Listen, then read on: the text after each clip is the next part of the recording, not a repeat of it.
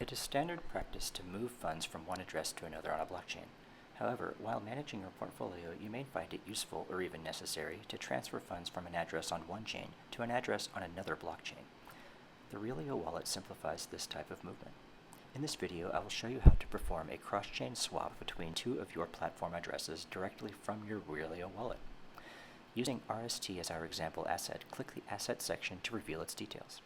Take note of your asset balance distribution across Algorand, Ethereum, and Stellar.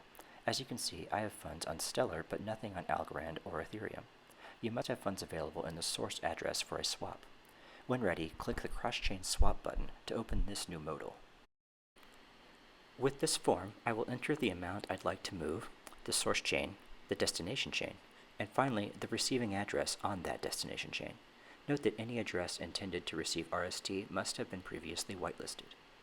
I have decided to move 200 RST from my platform Stellar address to my platform Ethereum address. Click the Swap button to proceed to fee payment.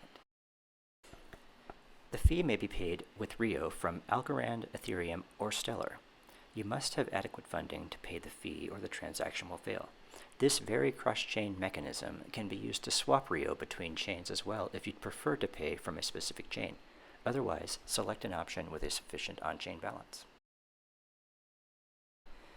To complete the transaction, you will be prompted with a two-factor authentication challenge using your configured method. If correct, the transaction will be submitted. You should see a success level toast confirming that Realio has received your request. This transaction will require blocks to be minted on each of the participating chains. You can estimate this delay by summing the average block frequency of each chain plus a few seconds for platform processing and network latency. Stellar mints a new block about every 6 seconds, while Ethereum mints a new block about every 13 seconds. So for this example, expect about 30 seconds to complete the transaction. And finally, you will receive an email detailing either success or error within a few minutes.